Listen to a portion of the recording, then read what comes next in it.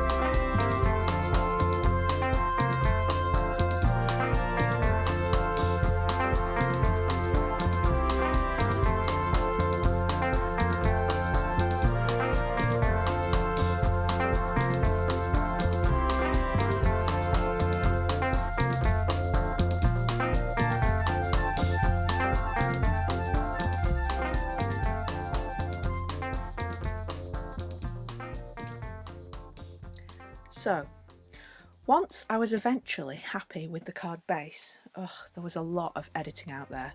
I just couldn't get the face right. I can't allow myself to have too many layers as it wouldn't fit in a frame, or the frame would be about 15 centimetres deep.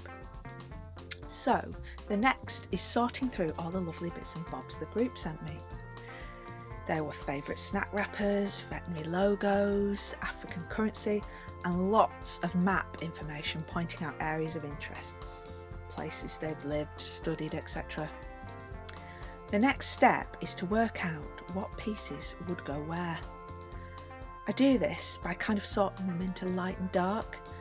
The darkest scraps, like the galaxy wrapper, would form the shadows, and the lighter pieces, such as maybe pieces of maps, would serve as the highlights.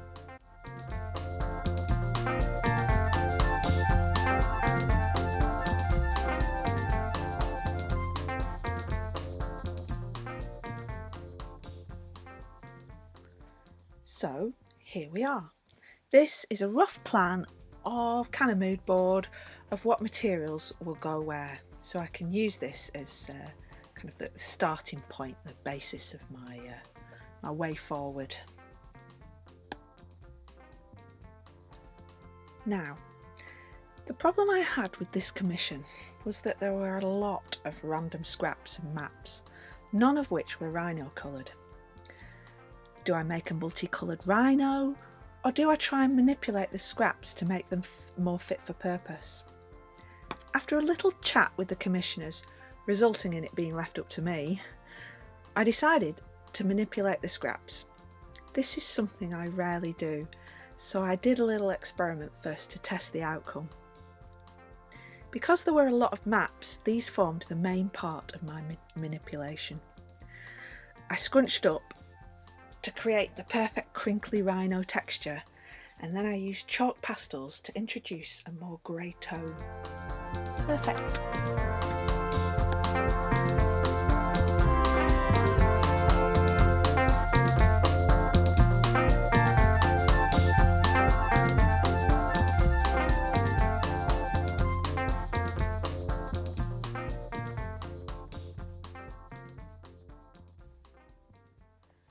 Now that I've got all that prepared, there's nothing left but for me to start adding all the scraps to create the piece.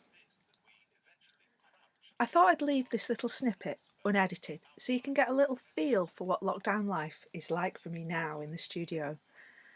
I try to shut myself away listening to audiobooks while I work, but there are sometimes little distractions. The whole of this Gary Deb invention was apparently for no other end.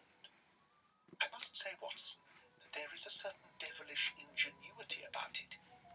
Even if the queer name of the tenant did give him an opening which he could hardly have expected, he wove his plot with remarkable cunning. But what did he want? Well, that is what we are here to find out. It has nothing whatever to do with our client. So far as I can read the situation, it is something connected with the man he murdered. The man who may have been his confederate in crime. Yeah? There is some guilty secret. Rescue truck is here. Can I get a That is how rescue, I please? I think it's driven At off. first, Let's have a I look. thought our friend might No, have I something saw in it his in the window. collection. It Or that stopped. Please. Where's Dad? Go and get Dad. He's in the living room. How could you say no to a voice like that? So, when I eventually get back into the studio, it's time to crack on with adding colour and detail.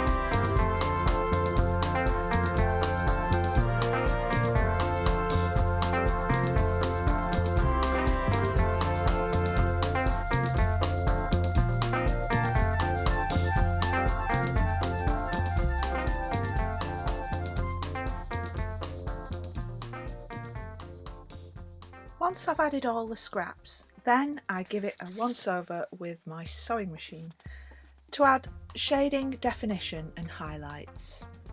When I'm completely happy I've added everything I think is needed, I have to keep telling myself less is more. It's time to glue all the layers together.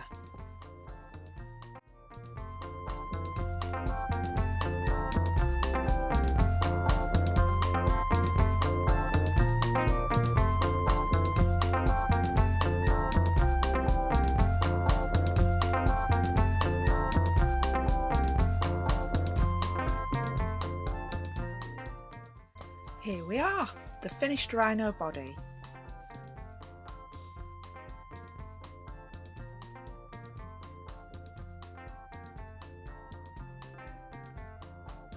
Now it's time to start work on the background. For this, I'm using a mixture of my own stock of scraps and a few of the pieces collected by the group.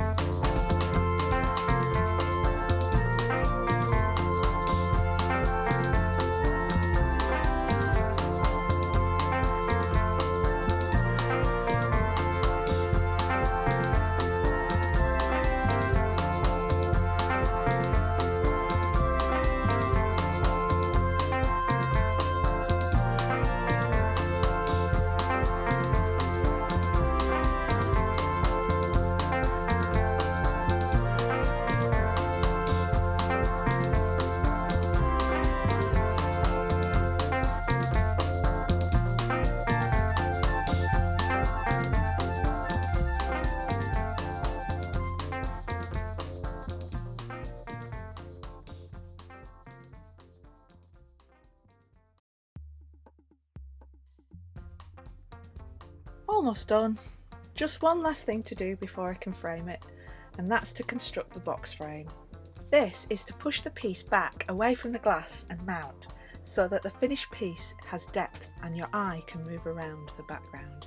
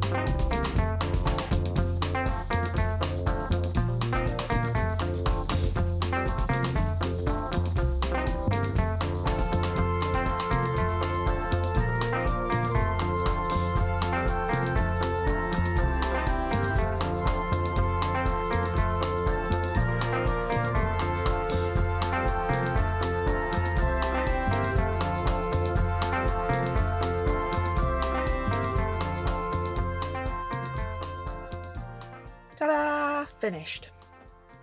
I'll just pop it in a frame so you can see it in all its glory. Thank you for watching. I hope you enjoyed it. And thank you again for your support. Bye.